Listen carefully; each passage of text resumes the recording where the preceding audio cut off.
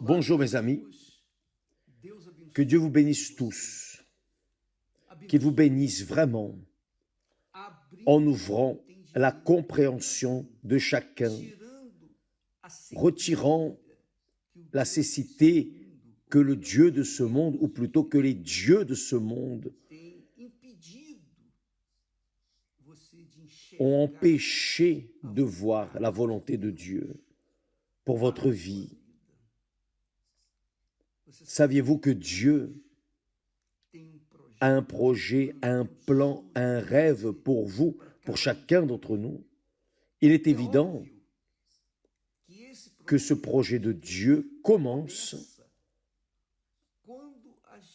lorsque nous livrons notre vie à lui, parce que votre vie est vôtre. Et vous seul avez le droit de lui donner la direction. Vous seul avez le droit de choisir. Choisir entre Dieu, le Dieu vivant, le Créateur des cieux et de la terre, le Tout-Puissant, ou non, ou le rejeter. Si nous choisissons de livrer notre vie, notre volonté, nos rêves, nos désirs, notre cœur à Dieu,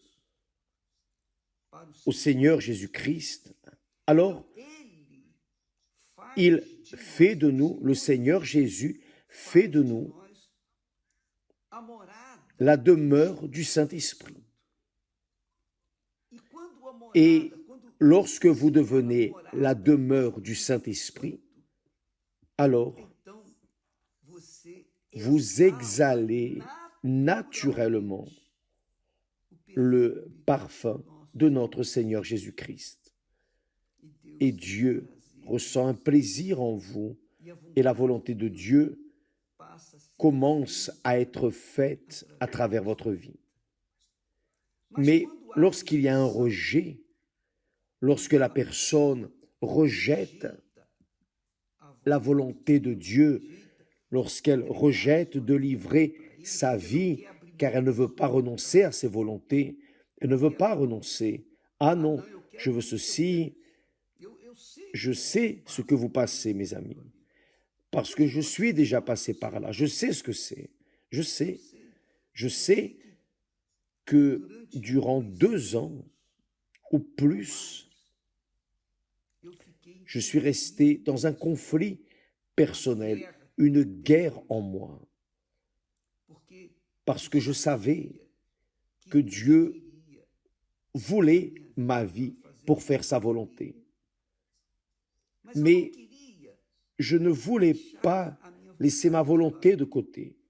Donc, c'était comme ça. Si je livrais ma vie au Seigneur, c'est sa volonté qui allait être faite. Si je ne livre pas, je vais continuer à faire ma volonté.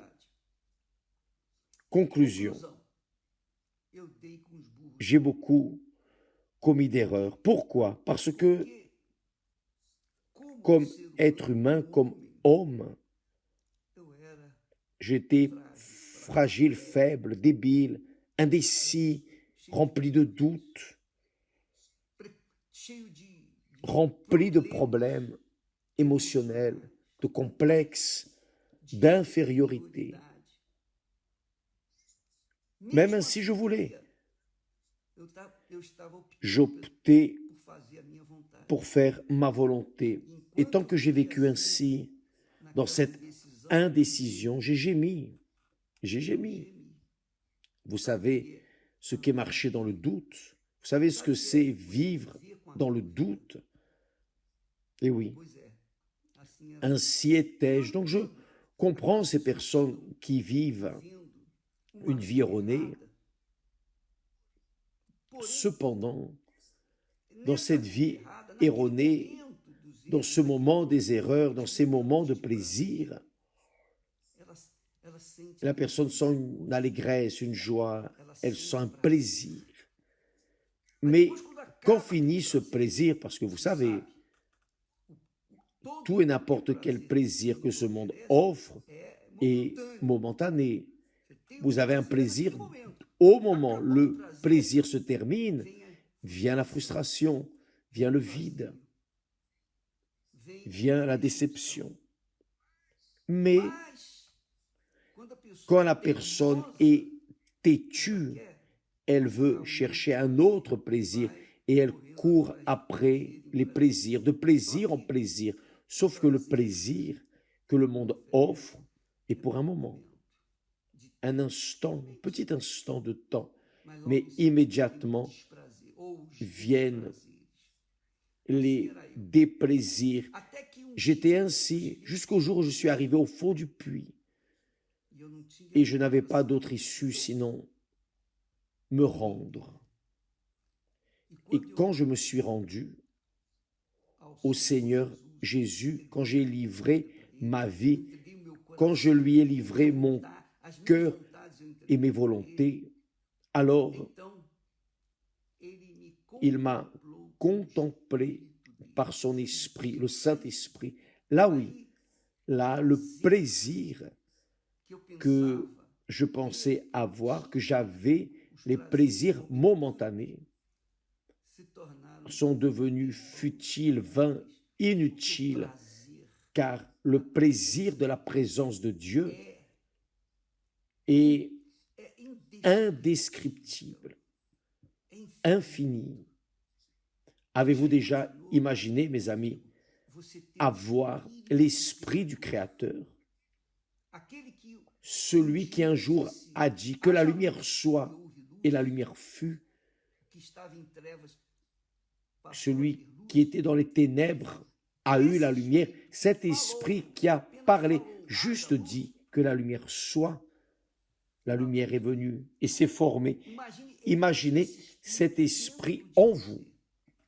Bien sûr qu'il ne va pas descendre en vous et laisser votre vie, une petite vie attachée, une petite vie religieuse, rien de tout cela. Quand l'Esprit du Seigneur Jésus descend sur nous, là, nous devenons le parfum du Seigneur Jésus ici sur terre, c'est-à-dire le parfum du Seigneur Jésus commence à être exhalé à travers nous ici sur terre. Avez-vous déjà imaginé être le bon parfum du Seigneur Jésus dans ce monde? La Bible dit que nous sommes en effet pour Dieu, ceux qui se rendent à lui, se donnent à lui, ceux qui se livrent à lui sincèrement. Ces personnes sont pour Dieu le parfum de Christ. C'est cela. Dieu veut faire de vous son parfum. Avez-vous déjà pensé exhaler le parfum du Seigneur Jésus? C'est très glorieux, c'est magnifique. Peut-être que vous dites, vous savez, connaissez le parfum, vous savez quand le parfum est bon et quand il n'est pas bon. Bien, quand la personne utilise un bon parfum, là où elle passe, là où elle va, elle exhale ce parfum. Et tous notent la différence entre leur parfum et le parfum de cette personne. Oui ou non? Ce n'est pas ainsi? Très bien. Mes amis, avez-vous déjà imaginé marcher dans ce monde pourri, mais en exhalant le parfum du Seigneur Jésus? Lorsque vous marchez dans ce monde et que vous êtes le parfum du Seigneur Jésus, là où vous êtes, alors là, la présence de Dieu est manifestée parce qu'une fille ou un fils est là et le Seigneur Jésus exhale son parfum. Le Saint-Esprit est le bon parfum du Seigneur Jésus. Et qui est sauvé, qui a également le parfum du Seigneur Jésus, se réjouit, reste heureux, Pourquoi? Parce que la personne a le même parfum qu'il a. Donc, il y a cette joie, cette harmonie. Les deux ont le bon parfum du Seigneur Jésus. C'est ainsi qu'Esther et moi, nous nous sommes rencontrés. Elle avait le parfum du Seigneur Jésus, je l'avais aussi. Et alors, quand nous nous sommes mariés, notre mariage a fonctionné car les deux avaient le même parfum, ni plus ni moins. Parce que le Saint-Esprit, le bon parfum du Seigneur Jésus, ne vient pas avec des limites. Dieu ne nous donne pas le Saint-Esprit avec mesure, il nous donne son parfum sans mesure. C'est dans la bonne mesure, la mesure absolument correcte. Donc, quand vous rencontrez une personne qui a le même esprit que vous, qui est l'esprit du Seigneur Jésus, alors le mariage fonctionne. Et quand le mariage fonctionne, le reste de la vie, les problèmes, les luttes, les guerres, il n'y a pas de problème car vous êtes fort. Vous êtes, comme on dit, armés. Vous êtes fortifiés. L'un aide l'autre. Mes amis, la proposition du jeûne que nous allons faire, ou plutôt le jeûne, non, la veillée en pyjama que nous ferons plus tard, c'est-à-dire à 3 heures du matin, lundi, c'est avec ce propos pour que vous veniez à exhaler le parfum du Seigneur Jésus. Parce que jusqu'alors, peut-être que vous exhaliez l'odeur de la mort. Votre physionomie est une physionomie déchue, prostrée. Vous vivez une vie triste. Vous êtes joyeux juste dans ces moments, dans ce temps passager. Vous avez bu, vous avez utilisé de la drogue, vous avez eu un plaisir au lit avec une autre personne, mais après c'est passé, tout passe. Tout cesse, ces émotions, ces sensations passent. Et vous voyez ensuite, vient la repentance. Je me souviens qu'une jeune a dit, ma vie était ainsi, évêque, amère. J'étais une prostituée, je donnais du plaisir, je prêtais mon corps pour donner du plaisir aux hommes. Mais je n'avais aucun plaisir. Je n'avais aucun plaisir. Et dans un de ces moments où j'étais dans le lit avec une autre personne, j'ai dit, ah mon Dieu, ce n'est pas cette vie que je veux. Ce n'est pas cette vie que je voudrais. Le Seigneur sait, en priant, parlant à Dieu, le Seigneur sait que je fais cela pour amener le pain quotidien à la maison, à mes enfants. Et je dois alimenter mon fils, je n'ai pas de travail. C'est pour cela que je fais ça. Mais si le Seigneur change ma vie, plus jamais je ne ferai ça. Et elle a été entendue. Elle a été exaucée. Aujourd'hui, c'est une femme mariée, elle a une famille. Son fils a été absous par son mari. Ils vivent très bien une vie en paix, une famille véritable, où il y a le respect, où il y a véritablement l'amour, où il y a de l'ordre, de la discipline. Ils sont heureux. Pourquoi? Parce qu'elle a reçu le Saint-Esprit. Et une fois ayant le parfum du Seigneur Jésus,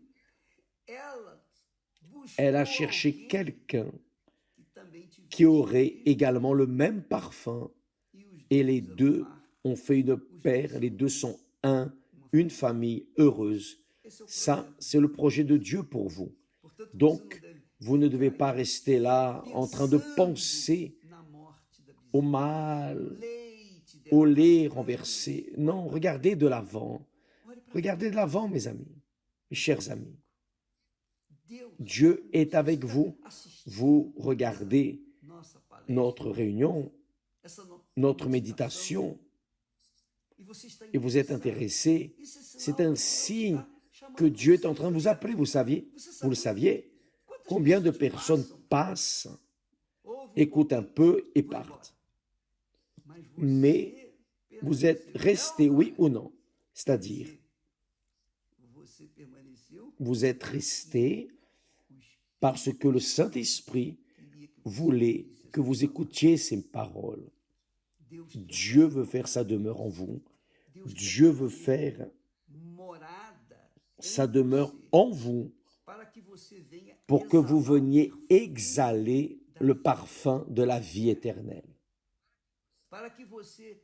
pour que vous veniez vivre une vie différente de la vie que vous viviez, complètement différente, une vie véritable, abondante, avoir la paix en vous, porter l'arôme, le parfum suave du Seigneur Jésus, de manière que les autres personnes viennent être attirées par vous pour qu'elles aient aussi le même parfum et qu'ainsi le royaume de Dieu vienne se répandre dans ce monde. Donc, ne restez pas découragés, ne pleurez pas, ne regardez pas ce que vous avez perdu ou ce que vous n'avez pas gagné. Regardez de l'avant. Dieu est en train de vous parler là maintenant. Il vous parle. Venez à moi, vous tous qui êtes fatigués, opprimés, surchargés, et je vous donnerai du repos. Vous seuls pouvez décider d'aller à lui ou non, parce qu'il est là avec vous. J'ai la certitude qu'il est là avec vous. Il vous attend. Il attend que vous lui disiez, oui Seigneur, je veux, me voici. Si vous faites cela, maintenant même, il va venir sur votre vie. Voulez-vous essayer cela? Vous voulez? Maintenant, en cet instant, vous croyez? Alors, fermez vos yeux, mettez les mains sur cet appareil à travers lequel vous nous regardez. Tenez cet appareil avec les deux mains, avec vos yeux fermés, et recevez cette prière que je vais faire pour vous en cet instant. Au nom du Seigneur Jésus, mon Père, nous entrons dans ta présence en faveur de cette créature qui prie avec nous, qui concorde avec ta parole. Cette créature qui a gémi, qui hurle de douleur. La vie a été pour elle un enfer, un petit morceau d'enfer. Et finalement, elle a décidé, ou elle décide maintenant, de livrer sa vie au Seigneur Jésus. Alors, que s'accomplisse ta parole. Le Seigneur a dit, celui qui vient à moi, je ne le rejetterai pas. Et cette créature, dans un geste de foi, même si elle n'a aucun mérite, mais dans une attitude de foi, elle accepte l'invitation. Elle vient jusqu'au Seigneur. Et je prie pour elle, mon Père. Je demande pour cette personne, tout comme un jour le Seigneur a entendu ma clameur et m'a délivré. Entends la clameur de cette créature. D'ailleurs, le Seigneur a déjà entendu. Réponds à la clameur de cette créature, car elle clame avec sincérité. Elle est fatiguée déjà d'avoir essayé toutes les sorties pour sortir de cette situation critique qu'elle vit. Aucune n'a fonctionné. Mais quand elle sort de cette situation, qu'elle livre son futur, elle livre ses désirs, elle livre ses volontés au Seigneur pour que tu prennes soin d'elle, guide ses pas, guide sa pensée, son cœur. Alors, mon Seigneur,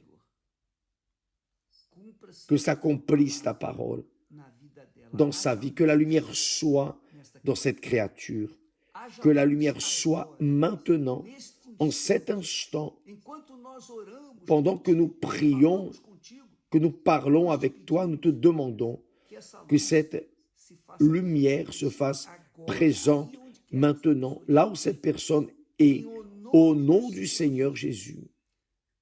Je te demande, mon Père, et je crois que le Seigneur est descendu sur elle. Je crois que le Seigneur a répondu à sa clameur. Je crois qu'en ce moment, ces larmes qui coulent sur son visage ne sont pas des larmes de crocodile, mais des larmes de soulagement, de joie, de plaisir, parce que finalement,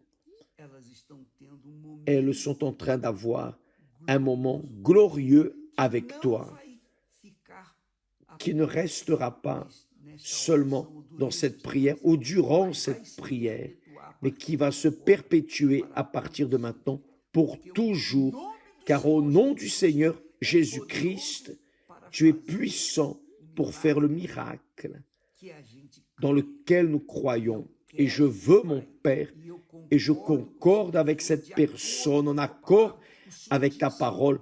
Le Seigneur a dit, si 2 ou plusieurs personnes se mettent en accord sur la terre en ton nom, alors cela serait fait. Alors mon Dieu, en ton nom, nous concordons que la lumière soit, et que cette lumière, en forme de parfum, vienne être répandue, aspergée, et que le parfum du Seigneur vienne être exhalé à travers cette vie.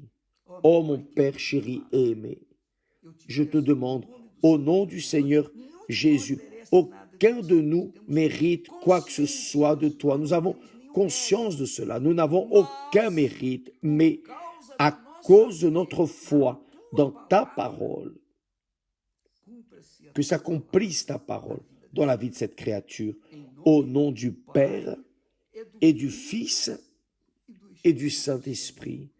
Amen. Et grâce à Dieu. Mes amis,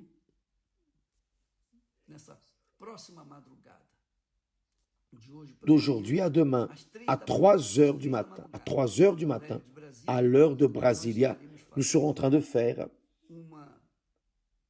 une veillée où vous n'aurez pas besoin de sortir de chez vous, de votre travail, pour vous déplacer jusqu'à l'église. Ce n'est pas nécessaire. Cette veillée sera faite chez vous, vous et Dieu, Dieu et vous. Il n'y aura personne à vos côtés. C'est une veillée individuelle, vous et Dieu. Je serai ici avec le Seigneur, mon Seigneur Jésus, et vous serez là où vous vivez, là où vous serez, 3 heures du matin, vous serez unis avec nous dans cette foi. Nous serons unis dans un seul esprit, une seule foi, un seul esprit. Et le Saint-Esprit descendra sur votre vie. Et vous allez voir ce que signifie la vie que le Seigneur Jésus promet, la vie et la vie en abondance, d'accord? Donc, nous allons faire cette veillée.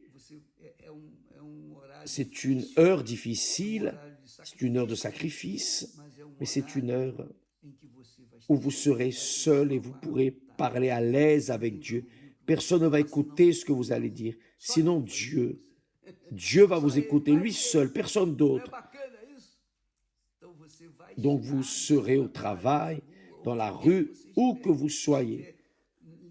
Soyez connectés sur les médias. Vous pouvez entrer à travers Facebook, YouTube. Vous pouvez entrer à travers Univers.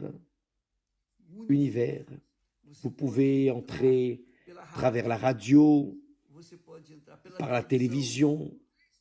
3 heures du matin, nous serons en train d'utiliser tous les moyens de communication de l'Église universelle pour que là où vous serez, votre endroit, votre lieu de travail, de vie, votre maison, où que vous soyez, vous puissiez également être unis dans cet Esprit Saint, seul, au nom du Seigneur Jésus.